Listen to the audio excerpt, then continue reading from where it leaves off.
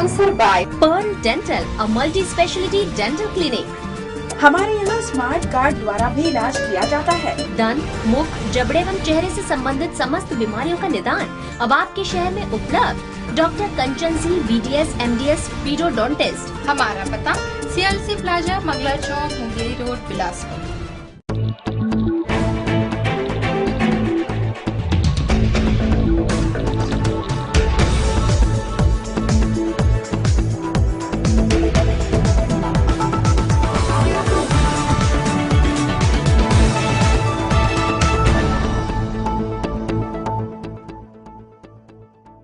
नमस्कार, city news में स्वागत है आपका। आपके आसपास की खास खबरों के साथ मैं मनीष मनसागर। आइए बुलेटिन की शुरुआत करें। पहले एक नजर आज की अहम खबरों पर।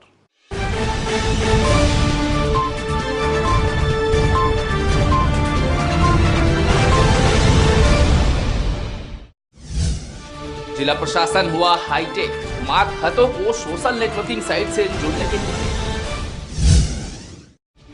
धान खरीदी में प्रशासनिक अधिकारियों की निगाह, मैदानी अमले की जवाबदेही तय। सिम्स में वार्ड बॉय भर्ती में फर्जीवाड़ा उजागर, बिना जाति प्रमाण पत्र के मिली नौकरी। और शहर में थम नहीं रही चोरी की वारदात, एक पखवाड़े में 30 लाख का माल मार।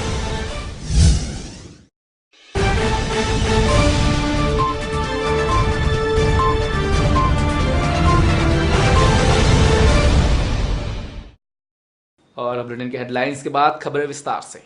इंफॉर्मेशन टेक्नोलॉजी का इस्तेमाल प्रशासनिक कार्यों में शुरू से ही किया जा रहा है, लेकिन अब इस माध्यम को अनिवार्य रूप से इस्तेमाल कर जानकारियां साझा करते जिले के प्रशासनिक अधिकारी नजर आएंगे। जिला कलेक्टर ने व्हाट्सएप के इस्तेमाल के लिए सभी अधिकारियों को निर्देश जारी किए हैं। जिले में प्रशासनिक अधिकारियों के कार्यों की जानकारी व्हाट्सएप के माध्यम जिले के ग्रुप में डालने जिला कलेक्टर ने निर्देश जारी किए हैं। बेहतर सामंजस्य और सटीक जानकारी साझा करने से विभागीय कार्यों की स्थिति सभी के सामने होगी। लिहाजा जिला प्रशासन ने इस माध्यम को अनिवार्य रूप से सुशासन में उपयोग करने निर्देश जारी कर दिए हैं। पिछले करीब 2.5-3 साल से हम व्हाट्सएप या टेलीग्राम इस तरह का एप्लीकेशंस को यूज़ करते ही हैं और यहाँ भी यूज़ हो ही रहा है। ऑलरेडी बिलासपुर में इस तरह का ग्रुप्स के साथ हम काम कर ही रहे हैं। कुछ अधिकारी उसमें अभी तक रुचि नहीं ले रहे थे, उसमें ज्वाइन नहीं हो रहे थे, तो उनका उसमें क्या जानकारी आदान प्रदान हो रहा है उसको मालूम नहीं रहता था। तो उनको कड़ी हिदायत दी गई है कि वो भी व्हाट्सएप में रहेंगे और व्हाट्सएप या इस तरह का जो एप्लीकेशंस हैं, क्योंकि स्मार्टफोन तो लगभग सब लोग यूज़ करते ही हैं, तो इसको यूज़ करने से त्वरित रूप से जितने भी निर्देश हैं, जितने भी सूचनाएँ हैं, जितने भी हमको किसी चीज़ के बारे में मालूम करना है वो सब पता चल जाता है। तो उसको अच्छी तरह हम उपयोग करना चाहते हैं। सूचना प्रौद्योगिकी का इस्तेमाल स्मार्टफोन्स ने और भी आसान और सहज कर दिया है, जिसे प्रशासनिक कार्यों में इस्तेमाल की मंशा निश्चित ही उपयोगी और जरूरत बन गई है। ऐसे में जिले के उन अधिकारियों को जरूर परेशानी होगी जो काम करने के मूड में नहीं रहते हैं, क्योंकि जिला कलेक्टर ने अनिवार्य रूप से अपने कार्यों की जानकारी व्हाट्सएप में शेयर करने के जो निर्देश दिए हैं। कैमरामैन राकेश साहू के साथ रमेश राजपूत, सिटी न्यूज बिलासपुर। छत्तीसगढ़ की महिला कांग्रेस कमेटी में भी अब खुलकर गुटबाजी देखने को मिल रही है। प्रदेश महिला कांग्रेस कमेटी की अध्यक्ष ने बिलासपुर के एक ऐसी महिला को महिला कांग्रेस की प्रदेश महामंत्री बना दिया है जो ना तो कांग्रेस की सदस्य है और ना ही कभी कांग्रेस के पद में कोई काम किया है। प्रदेश महिला कांग्रेस कमेटी की अध्यक्षा द्वारा प्रदेश महामंत्री में बिलासपुर की स्मृति श्रीवास को शामिल किए जाने का विरोध तेज हो गया है और बेलतरा क्षेत्र के कांग्रेसी कार्यकर्ता महिला कांग्रेस कमेटी द्वारा की गई इस नियुक्ति को कांग्रेस के लिए घातक बताया है। स्मृति श्रीवास के पति त्रिलोक श्रीवास बेलतरा विधानसभा में कांग्रेस के विरोध में चुनाव लड़ चुके हैं, जिसके कारण कांग्रेस ने 6 साल के लिए निष्कासित कर दिया है। वहीं खुद स्मृति श्रीवास बिल्हा जनपद पंचायत में कांग्रेस के विरुद्ध चुनाव लड़ी और उपाध्यक्ष को हराने में महत्वपूर्ण भूमिका निभाई थी। पार्टी से हमेशा बगावत करने वाली स्मृति श्रीवास को कांग्रेस में महामंत्री बनाने से बेलतरा क्षेत्र के कांग्रेसियों में भारी आक्रोश है और उन्होंने जिला कांग्रेस कमेटी के ग्रामीण अध्यक्ष को PCC अध्यक्ष भूपेश बघेल के नाम ज्ञापन सौंपा है, जिसमें स्मृति श्रीवास की नियुक्ति को रद्द करने की मांग की गई है। कुछ नियुक्तियां विवादित हैं, जिसमें प्रथम नाम है स्मृति श्रीवास का, जो त्रिलोक श्रीवास की पत्नी है और त्रिलोक श्रीवास बेलतरा विधानसभा से कांग्रेस के प्रत्याशी के खिलाफ समाजवादी पार्टी के चुनाव चिन्ह पर चुनाव लड़ चुके हैं और 6 साल के लिए प्रदेश कांग्रेस से द्वारा निष्कासित हैं। उनकी पत्नी जनपद सदस्य बनी और बिल्हा ब्लॉक में जब जनपद का चुनाव हो रहा था तो कांग्रेस के अधिकृत प्रत्याशी जो उपाध्यक्ष के थे भारद्वाज जी, उनके खिलाफ चुनाव लड़ी और उनके कारण हमको हार का मुंह देखना पड़ा। जनपद अध्यक्ष हमारा बना, लेकिन स्मृति श्रीवास के लड़ने के कारण जनपद उपाध्यक्ष के पद हमको गंवाना पड़ा। तो उस दृष्टिकोण से वो भी पार्टी के खिलाफ हैं। ये महिला प्रदेश कांग्रेस की नियुक्ति है। महिला प्रदेश कांग्रेस ने किन आधारों पर किया, किनके कहने पर किया है, ये वही जाने, इसके बारे में मुझे कोई जानकारी नहीं। इधर सिम्स में डॉक्टरों द्वारा पर्ची पर मरीजों को दवाएं तो लिख दी जाती है, लेकिन जब मरीज दवा लेने औषधि वितरण केंद्र पर जाते हैं तो उन्हें दवा नहीं होने की बात कही जाती है, जिससे मरीजों को बाहर निजी दवाखाना में दवाई खरीदना पड़ता है। वहीं शासन की योजना का लाभ मरीजों को नहीं मिल पा रहा है। शासन ने मरीजों को बेहतर इलाज और निःशुल्क शासकीय दवाइयां उपलब्ध कराने की योजना तो बनाई है, लेकिन सिम्स में आने वाले मरीजों को इसका कोई लाभ नहीं मिल पा रहा है, जिससे लोगों को निराशाजनक निजी अस्पताल का रास्ता चुनना पड़ रहा है। ऐसा ही एक मामला सिम्स में देखने को मिला, जहां डॉक्टरों द्वारा पर्ची पर मरीजों को दवाई तो लिख दी जाती है, लेकिन जब मरीज दवा लेने औषधि वितरण केंद्र पर जाते हैं तो उन्हें दवा नहीं होने की बात कही जाती है। वही बोले जितनी स्टॉक में रहेगी उतनी दे पाएंगे, बाकी जो नहीं है बाहर से देंगे। 5 लिखी है इसमें 1 मिली है, बाकी सब बाहर से। लोशन वगैरह भी दिए गए हैं, बाकी बोले सब बाहर से मिल जाएगा। हाँ, सरकारी भाई हॉस्पिटल में तो ये सब यही मिलनी चाहिए, अपने को तो पूरा व्यवस्था रहना चाहिए, लेकिन अब यहाँ नहीं हो पा रहा है तो आदमी बाहर से करेगा ही करेगा। जैसा कि आपने देखा कि ये मरीज 5 प्रकार की दवाइयां लेने आए थे, लेकिन इन्हें एक दवाई देकर चलता कर दिया गया। इस संबंध में जब हमने औषधि विभाग केंद्र के इंचार्ज से बात की तो उन्होंने पर्याप्त दवाई होने की बात कही।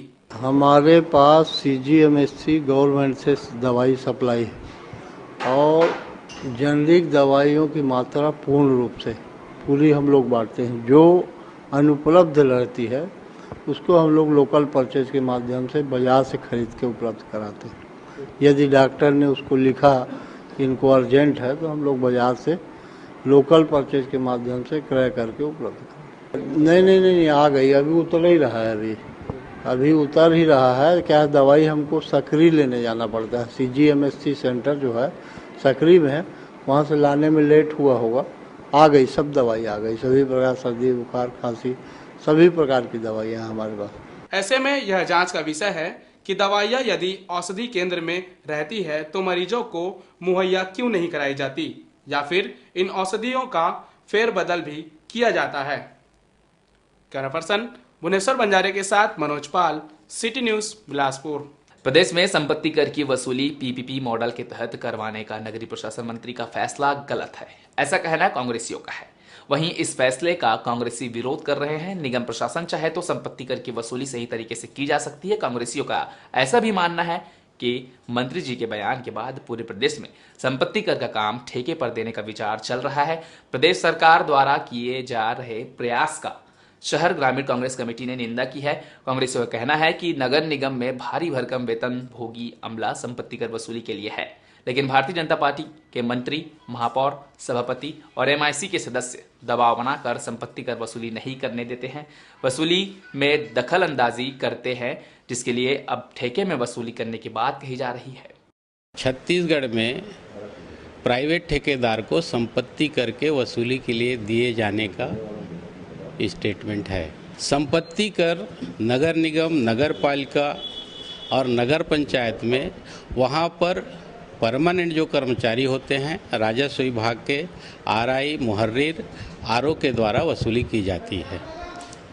पहली चीज़ ये है कि जनता के ऊपर जनप्रतिनिधियों को विश्वास होना चाहिए। संपत्ति कर बढ़ाने का काम जो नगरीय निकाय मंत्री ने किया था उसका विरोध हमारे शहर कांग्रेस कमेटी और पार्षद दल ने जिस तरीके से बिलासपुर में किया, लगातार क्रमिक भूख हड़ताल किया, उसका असर इस पूरे प्रदेश में पड़ा और नगरीय निकाय मंत्री को बैक फुट पर आना पड़ा और संपत्ति कर वापस लेना पड़ा। अभी स्वच्छता कर के नाम से टैक्स लगाया जा रहा है। संपत्ति कर को लगातार जिस तरीके से नगरीय निकाय मंत्री प्रयास कर रहे हैं, उसका विरोध कांग्रेस के लोग हमेशा करते हैं और करते रहेंगे। उसलापुर फाटक में एक युवक ने अज्ञात कारणों से ट्रेन से कटकर जान दे दी। उसलापुर का रहने वाला अजय मानिकपुरी मजदूरी का काम करता था। सोमवार की रात वह उसलापुर फाटक की पटरी में ही अपने 2 दोस्तों के साथ पार्टी मनाया। फिर उनके जाने के बाद उसने ट्रेन से कटकर जान दे दी। जीआरपी ने मर्डर कायम कर लिया है और खुदकुशी के कारणों का पता लगा रही है। मंगलवार को समय सीमा की बैठक में एक बार फिर जिला कलेक्टर ने धान खरीदी, आधार कार्ड, पंजीयन और अधूरे निर्माण कार्यों को पूरा कराने संबंधी निर्देश अधिकारियों को दिए, जहां उन्होंने सभी अधिकारियों को विशेष रूप से समय पर कार्यालयों में पहुंचकर कार्य करने भी कहा। कलेक्ट्रेट के मंथन सभा कक्ष में निर्धारित समय सीमा की बैठक में जिला कलेक्टर ने इस सीजन धान खरीदी प्रक्रिया को बेहतर तरीके से संपन्न कराने निर्देश दिए। वहीं प्रशासनिक अधिकारियों को भी इस प्रक्रिया में लगाकर निगरानी की व्यवस्था बनाने कहा गया। बैठक में आधार क्रमांक पंजीयन के लिए नई और पुरानी जानकारियों के आधार पर शिविर लगाने निर्देश भी दिए गए। करीब 85 से 90% लोगों का आधार कार्ड बनाने का काम हो चुका है, लेकिन कार्ड उनको नहीं पहुंचा है, तो उसको भी शासन स्तर से ये व्यवस्था भी किया जा रहा है। डाटाबेस से जो है कुछ जानकारी अलग करने का कार्यवाही चल रहा है। अगर वो अलग होकर के आएगा तो उससे हम उन लोगों का डाटाबेस से उन लोगों का आधार नंबर को सेग्रीगेट कर सकते हैं। उसके बाद उनको हम अवगत करा सकते हैं, क्योंकि ऑलरेडी बना चुके हैं। तो फिर से इतने बार भी अगर वो आधार कार्ड बनाने की कोशिश करेंगे, वो उनका आवेदन अल्टीमेटली सेंट्रल रजिस्ट्री में जाकर निरस्त हो जाएगा, क्योंकि एक बार उनका डाटा पंजीयन हो गया है। उसके आगे जितने बार कोशिश करेंगे वो निरस्त ही होगा, बनेगा नहीं, कोई जानकारी भी नहीं मिलेगा।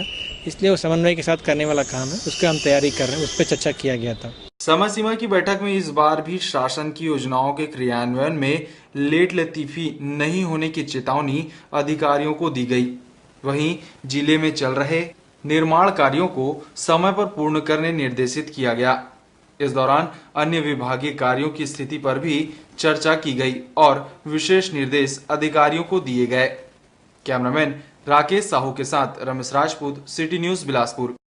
सीएमडी कॉलेज में लगातार विवाद होने से वहां की पढ़ाई ठप हो रही है, जिससे नाराज छात्रों ने मांग की है कि कॉलेज में सिर्फ पढ़ाई हो, न कि विवाद, जिसके लिए कॉलेज प्रिंसिपल ने दावा किया है कि किसी भी हाल में कॉलेज की पढ़ाई प्रभावित नहीं होगी। सीएमडी कॉलेज आए दिन किसी न किसी विवादों से सुर्खियों में रहता है, चाहे वह प्रिंसिपल के पदभार का हो, टीचरों की आपसी गुटबाजी की हो, या अक्सर वहां होने वाली मारपीट की घटनाओं से। वजह चाहे जो भी हो, शिक्षा का यह मंदिर अक्सर विवादों से घिरा रहता है। अब तो कॉलेज के छात्र भी इन सब विवादों से ऊब चुके हैं और अपनी पढ़ाई को लेकर चिंतित नजर आ रहे हैं। छात्रों का कहना है कि कॉलेज के छात्र नेता अपने फायदों के लिए विवाद करते हैं, जिस कारण कॉलेज में पढ़ाई करने आए छात्रों का भविष्य अंधकार की ओर जा रहा है। भले ही वो सारी बातों को कैमरे के सामने खुलकर नहीं बोल पा रहे हों, मगर दबी आवाज में यही कहना चाहते हैं। थोड़ा बहुत तो होते रहता है, परिवार के बीच में हल्का मन मुटाव टाइप के भीड़, मतलब ज्यादा लोग हैं तो हल्का, तो अब समझ जाइए कि थोड़े बहुत मतभेद तो होते ही रहते हैं। कॉलेज के छात्र छात्राओं द्वारा चुने गए छात्र नेताओं ने भी माना कि कॉलेज में विवाद होता है, मगर फिर भी कॉलेज पढ़ाई लिखाई, खेलकूद जैसे सभी गतिविधियों में आगे है। वहीं जो भी विवाद कॉलेज में होता है वह छात्र हित के लिए किया जाता है, और जो मारपीट की घटनाएं होती है वह कॉलेज कैंपस के बाहर होती है। लगातार छात्र संघ विगत वर्ष से भी और इस वर्ष भी हम लोग असामाजिक तत्वों के प्रवेश पे बैन लगे कॉलेज में, इसलिए प्रयासरत रहा है और काफ़ी हद तक हमें सफलता भी मिली है।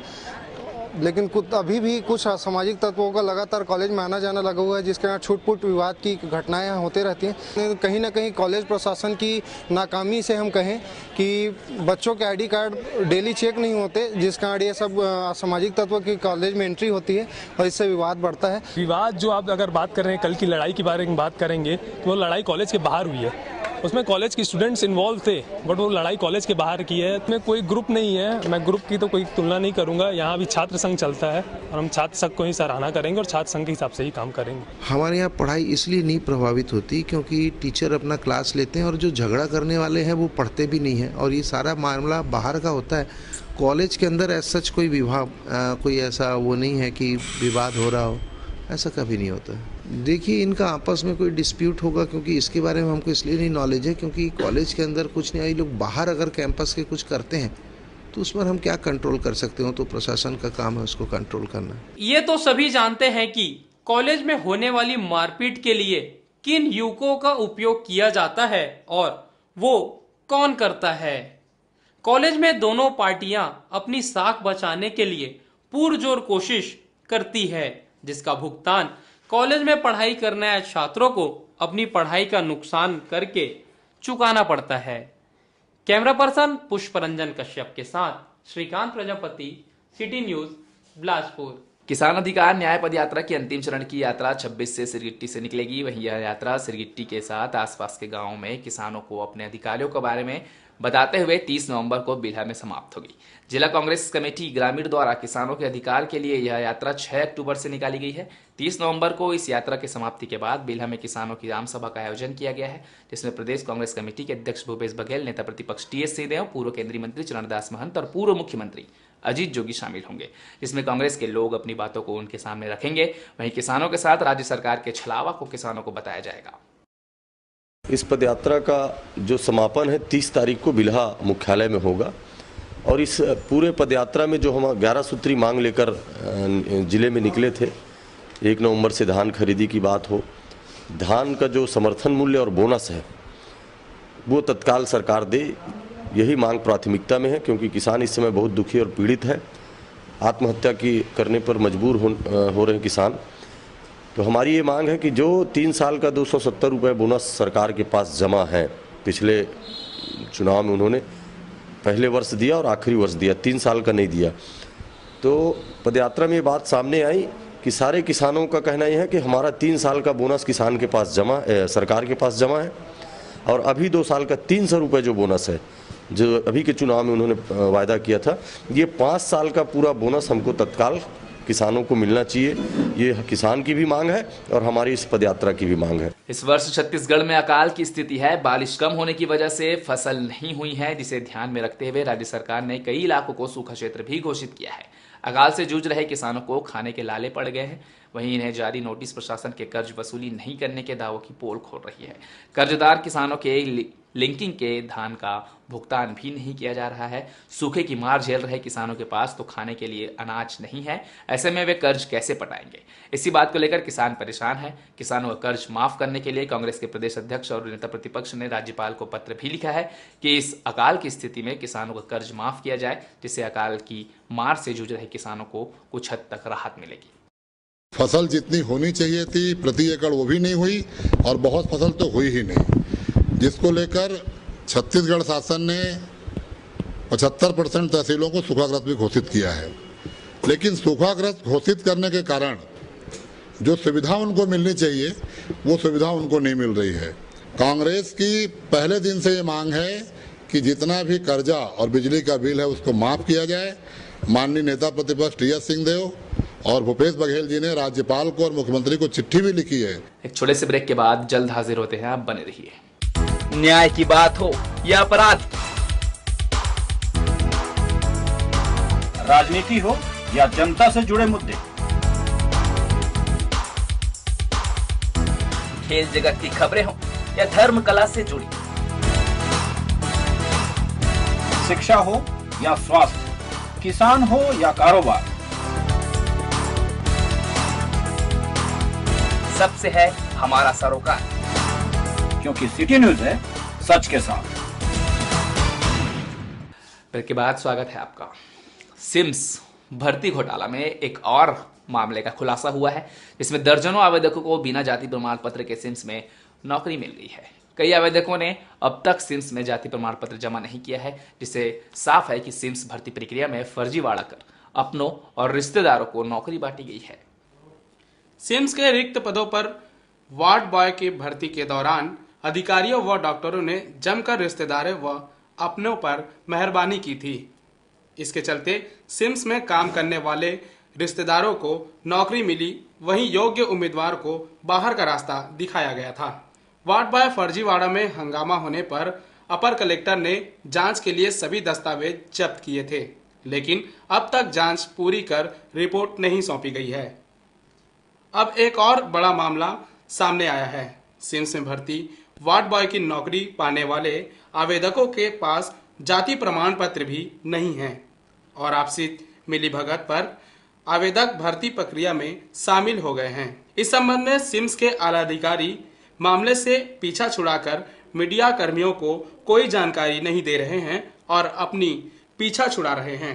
कार्यालय में ऐसी कोई शिकायत प्राप्त नहीं हुई क्योंकि नियुक्तियां अधिष्ठाता कार्यालय द्वारा की गई हैं। इस कार्यालय द्वारा नियुक्तियां नहीं की गई। इस पे अधिकृत वक्तव्य देने के लिए मैं उपयुक्त या अधिकृत व्यक्ति नहीं हूँ।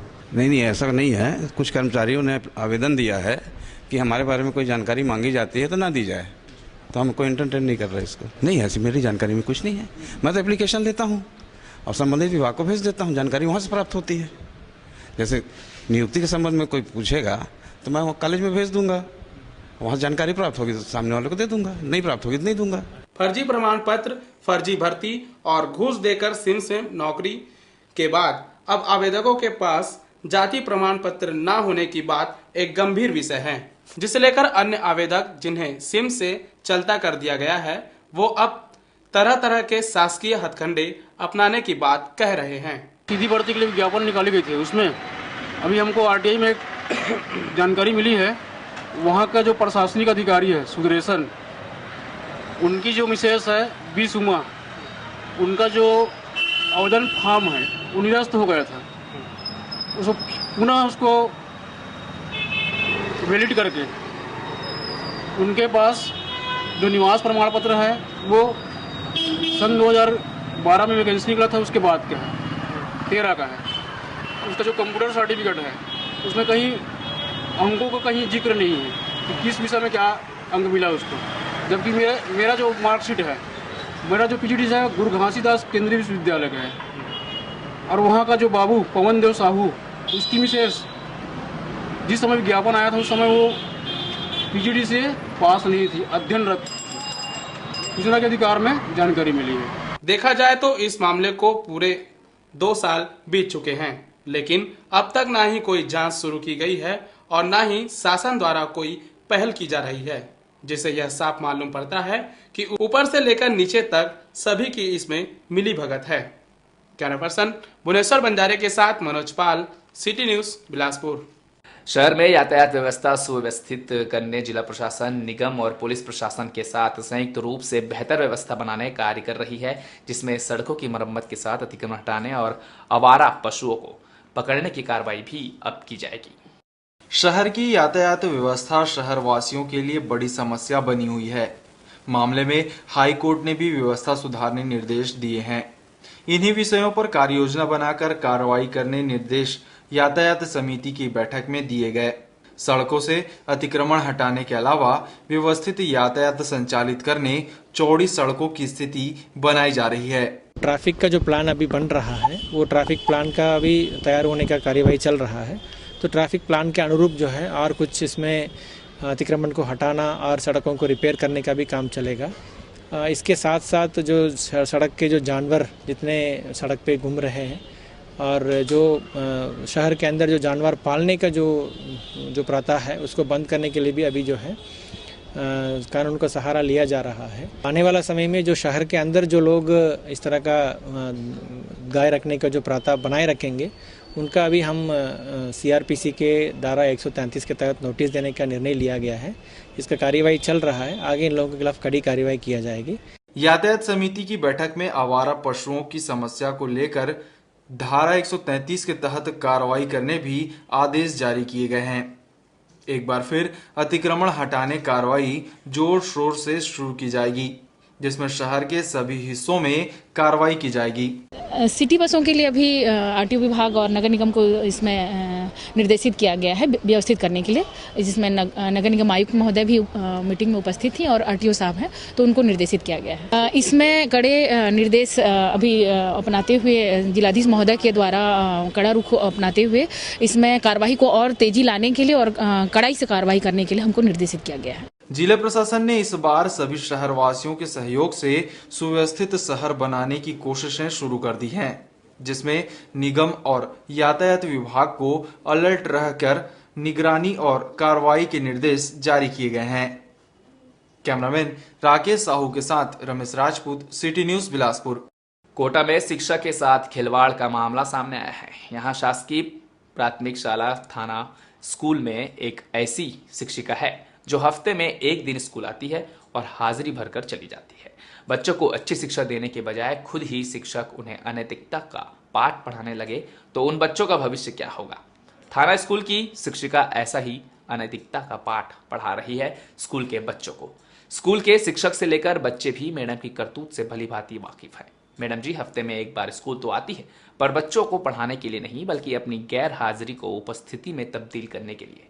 मैडम जी हाजिरी रजिस्टर लेकर उसमें लिखे अब्सेंट को अपनी उपस्थिति में तब्दील कर चली जाती है। अब हम लोग तो रेगुलर आते ही हैं, लेकिन वो स्वयं रेगुलर नहीं आती, इसलिए बात करती है।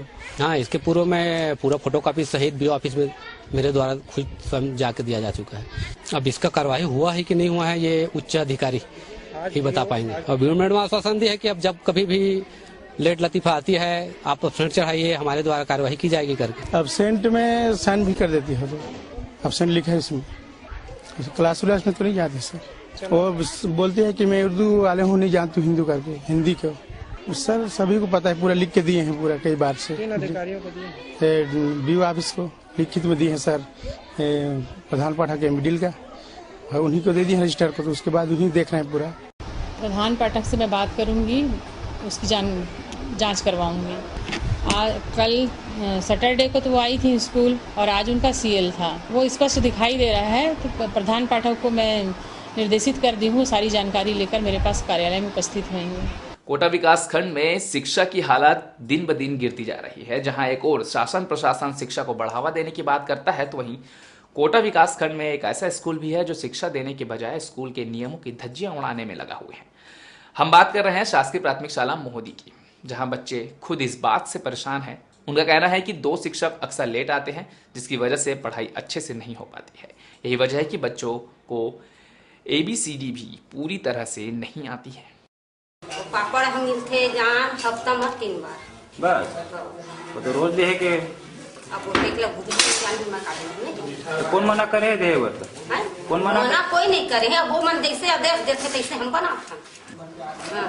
3 दिन जिन दिन नहीं रहे ना सब्जी नहीं मिला, 3 दिन पापड़ और अचार और दाल देते, मीठा नहीं बनबे चीनी काबा नहीं बनाओ भाई, मीठा आप नहीं मिलावे तो हम काला बनाएंगे। बच्चे बता रहे झाड़ू लगाते हैं। नहीं आता हूँ तो करते हैं सर, नहीं करता, बाकी काम नहीं करवाता मैं। तो यहाँ पे शराब पी के भी आते हो आप? पिया नहीं हूँ सर, नाइट का होगा लेकिन आपको लेकिन पी के नहीं आता मैं स्कूल। समय में वही बंजारे सर नहीं आते हैं, 11 बजे आते हैं, उसके बाद फिर 2 बजे चले जाते हैं। और जिक्का गुप्ता है कोटा से, वो भी वही 10:30 बजे आते हैं, फिर 2 बजे वाला बस में चले जाते हैं सर। जी सर, प्रार्थना मैं ही करवाता हूँ सुबह। यहाँ पे तो 5 शिक्षक है, पर आते तो सभी हैं, पर टाइम टेबल सही नहीं है सर। उससे सर जैसे कि हम अकेले हो जाते हैं, कभी कभार लोकल है तो हम तो जाते नहीं हैं, यही है इस कारण सर। अब हम तो हेड मास्टर को बोले हैं, हेड मास्टर बताएंगे शिकायत की।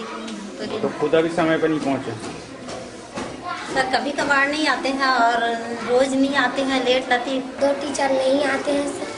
एक चपरासी भैया ना, जब कुछ भी काम आते तो कहीं भी चल देते भैया सर, हम झाड़ू लगाते। 5 शिक्षक हैं, जिसमें से 2 शिक्षक आदतन लेट में आते हैं, जिसका नाम है संतोष कुमार बंजारे। वो 11 बजे से पहले नहीं आते। कहाँ से हैं ये खुर्द से आता है सर। और दूसरे में श्रीमती दीपिका गुप्ता कोटा से आती है, वो भी 10:30 से पहले नहीं आता। तिरिक राम लहले कहाँ से आते हैं? पीपल राय से। वो किस टाइम आते हैं? वो आदंतन तो समय में आ जाता है सर, वो प्रधान पाठक है, लेकिन आज क्यों नहीं आया वो सब। ABCD HIJK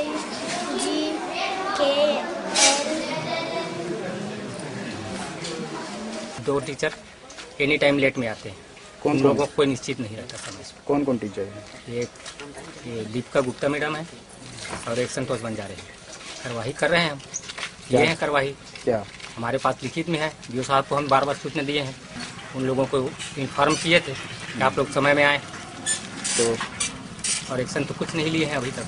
जांजगीर चांपा जिले के मालखुर्दा पुलिस ने नौकरी लगाने के नाम पर 4,77,000 रुपए की ठगी करने वाले आरोपी को पीड़ित की रिपोर्ट पर गिरफ्तार किया है। आरोपी मुक्ता गांव का है, जिसने साल 2012 में नौकरी के नाम पर पैसा लिया था और 3 साल तक पीड़ित को घुमाता रहा। ढबरा थाना क्षेत्र के चुरतेला गांव निवासी छेरकाराम ने 22 नवंबर को मालखुर्दा थाने में रिपोर्ट दर्ज कराई कि उसके पुत्र पुरेंद्र सिंह को पुलिस विभाग में नौकरी लगाने के नाम पर मालखुर्दा थाना क्षेत्र के मुक्ता गांव निवासी झक्कल लाल कुर्रे ने 3 साल पहले बैंक के बचत खाता के माध्यम से 4,77,700 रुपए लिया था, मगर नौकरी नहीं लगाया। जब प्रार्थी पैसों की मांग करता तब वह गायब हो जाता। काफी टाल मटोल के बाद आरोपी ने 1,34,000 रुपए प्रार्थी को वापस किए और शेष रकम 3,43,700 को लौटाने से इनकार कर दिया, जिसके बाद पीड़ित ने मालखुर्दा थाने में मामला दर्ज कराया, जिस पर कार्रवाई करते हुए पुलिस ने आरोपी झक्कल लाल को धारा 420 के तहत गिरफ्तार कर न्यायिक अभिरक्षा में भेज दिया है। मालखरौदा थाने में प्रार्थी छेरकाराम ने एक रिपोर्ट लिखवाई थी कि झक्खल लाल ने उसके बेटे की पुलिस विभाग में नौकरी लगाने के नाम पर उससे करीब 3-4.5 लाख रुपए उससे मांग किया था, और जिस पर उसने प्रार्थी ने उसको पैसा दे भी दिया था, और उसके बाद इस तरीके से नौकरी लगाने के नाम पर उसके साथ धोखाधड़ी की गई है। प्रार्थी के रिपोर्ट पर हमने अपराध पंजीबद्ध कर लिया है और आरोपी झक्खल लाल को गिरफ्तार कर अभिरक्षा में भेज दिए।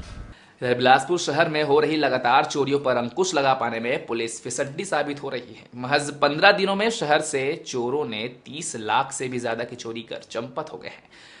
पुलिस क्राइम मीटिंग लेकर मामलों को सुलझाने का प्रयास कर रही है। घरों के टूटे ताले, बिखरे सामान, जांच करती पुलिस और मौके का मुआयना करती पुलिस डॉग, ये सब आए दिन आप देखते और सुनते ही होंगे।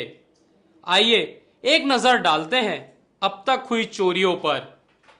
चकरभाटा थाना क्षेत्र के रामा वैली में सुप्रीम कोर्ट के वकील के सुने मकान से चोरों ने 5 लाख नगद समेत 12 लाख की चोरी की घटना को अंजाम दिया था, जिसकी जांच अभी भी पुलिस पूरा नहीं कर सकी है। हाल ही में तोरवा थाना क्षेत्र के हेमू नगर में आलू प्याज व्यवसायी के घर हुई 9 लाख की चोरी। सिविल लाइन थाना क्षेत्र के कुम्हार पारा में शिरीष डामरे के घर हुई चोरी। ये सभी चोरियां हाल ही में हुई है, जिन्हें पकड़ पाने में तो दूर, पुलिस अब तक चोरों का सुराग भी नहीं लगा पाई है।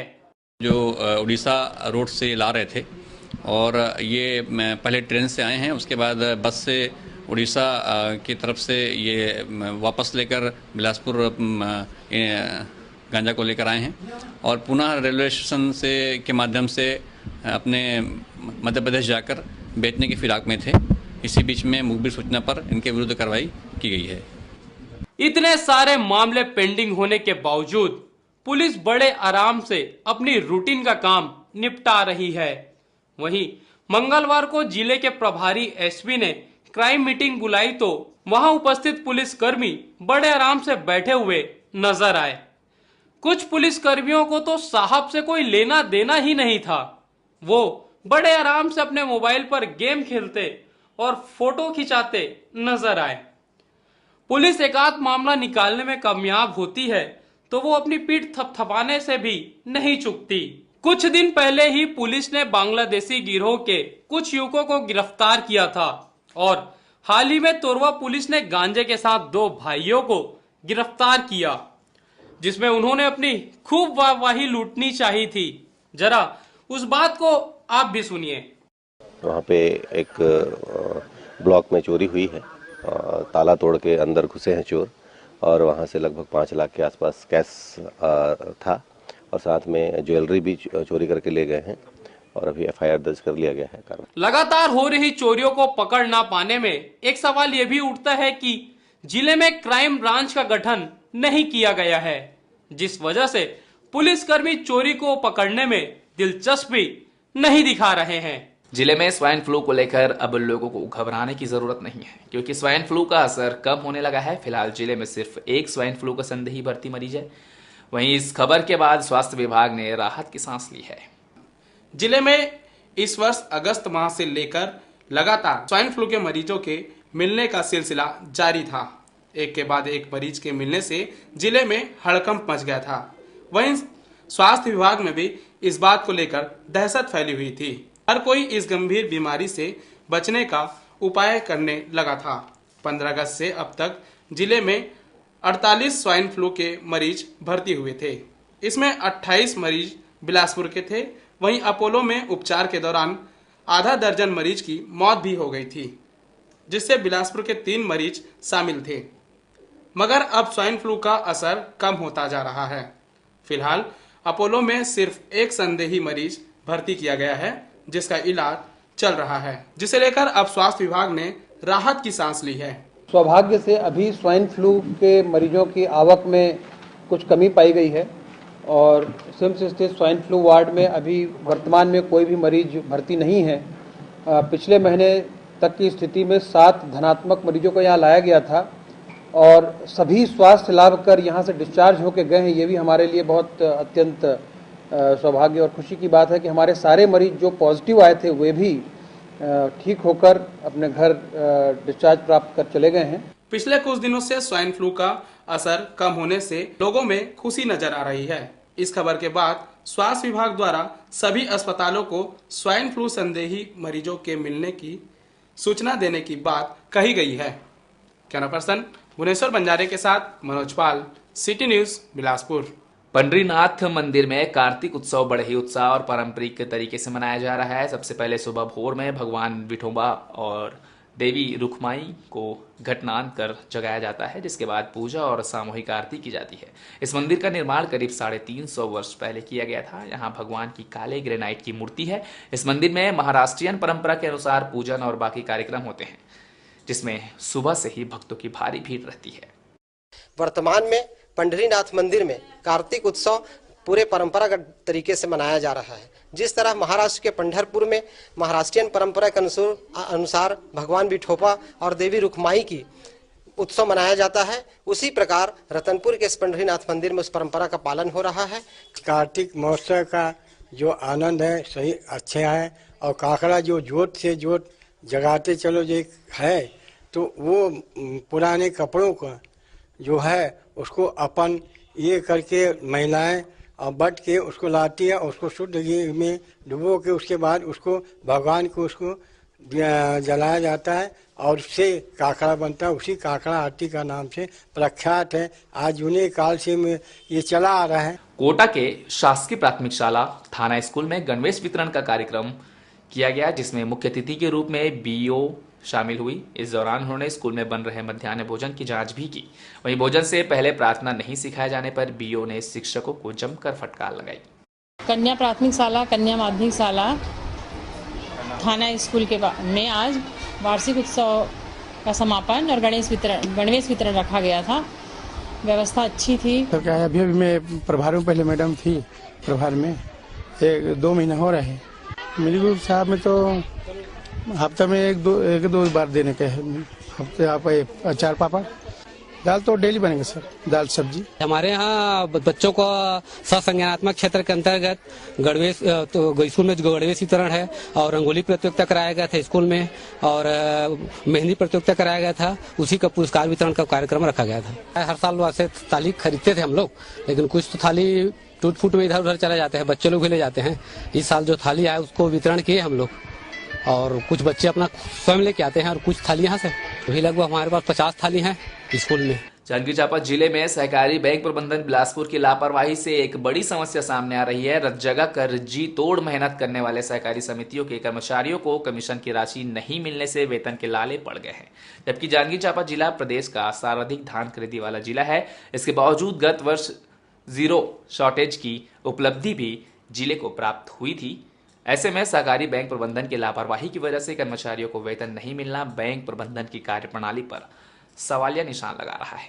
शासन के निर्देशानुसार 0 शॉर्टेज को लक्ष्य मानकर एक बार फिर से धान खरीदी शुरू हो चुकी है और इस बार पहले से ही बड़ा लक्ष्य यानी 67 लाख क्विंटल धान खरीदी का लक्ष्य दिया गया है। मगर पिछले कमीशन के मामले में जिस तरह की लापरवाही सहकारी बैंक प्रबंधन बिलासपुर के द्वारा बरती गई है, उसे हल करने के प्रयास नहीं किए जा रहे हैं। ऐसे में निष्ठापूर्वक धान खरीदी पूर्ण कराने की शासन की मंशा बेमानी प्रतीत होती है। सहकारी समितियों को पिछले वर्ष की धान खरीदी 0% शॉर्टेज के आधार पर प्रोत्साहन राशि 50 पैसा प्रति कुंटल 59,84,000 कुंटल मिलना है, जिसे 3,55,000 दिया जा चुका है।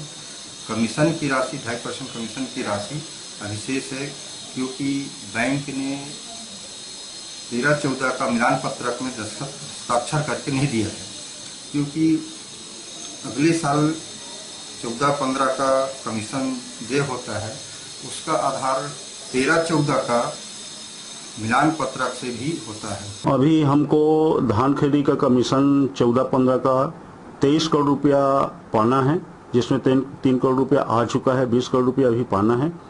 जहां भी समितियों को जो भी कर्मचारियों को तनख्वाह नहीं मिल पाया होगा, हम सबसे पहले तनख्वाह का ही भुगतान कराएंगे। जिला साहू समाज द्वारा आगामी 10 जनवरी को वृहद युवक युवती परिचय सम्मेलन और विशिष्ट जनों का सम्मान समारोह आयोजित किया जा रहा है, जिसमें जिले के अलावा प्रदेश के अन्य क्षेत्र से भी साहू समाज के युवक युवतियां शामिल होंगे। जिला साहू समाज द्वारा इस दौरान स्मारिका का भी विमोचन किया जाएगा, जिसमें शामिल होने युवक युवतियों के डाटाबेस मंगाए जा रहे हैं। 15 दिसंबर 2015 तक सभी डाटाबेस आमंत्रित किए गए हैं। कार्यक्रम के प्रदेश के मुख्यमंत्री के शामिल होने की संभावना है। जिला साहू संघ बिलासपुर द्वारा हमारा प्रतिवर्ष की भांति इस साल भी युवक युवती परिचय सम्मेलन एवं सम्मान समारोह आयोजित किए हैं। ये कार्यक्रम हमारा 10 जनवरी 16 को प्रस्तावित है और इस कार्यक्रम में माननीय मुख्यमंत्री जी को मुख्य अतिथि के रूप में लाने का प्रयास कर रहे हैं हम लोग। और बच्चों का जो वैवाहिक हमारा बायोडाटा एकत्रित कर रहे हैं, जिसमें शादी योग्य हमारे युवक युवती जो हैं बच्चे समाज के, उनका बायोडाटा एकत्रित करने का 15 दिसंबर तक समय रखे हैं। 15वीं राष्ट्रीय पैरालंपिक तैराकी प्रतियोगिता का आयोजन कर्नाटका के बेलगाम में होने वाला है, जिसमें छत्तीसगढ़ से कुल 32 तैराक अपनी प्रतिभा का प्रदर्शन करेंगे। बिलासपुर से कुल 17 तैराकों का चयन किया गया है, जिनमें 13 पुरुष और 4 महिला तैराक शामिल हैं।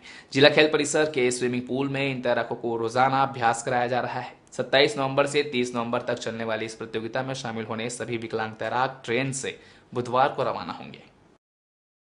15वीं राष्ट्रीय पैरालंपिक तैराकी हो रहा है, जो बेलगाम में आयोजित है कर्नाटका में। उसकी तैयारियां चल रही है, कैंप लगा है छत्तीसगढ़ पैरालंपिक के। यहाँ से लगभग 30 बच्चों का सिलेक्शन हुआ है।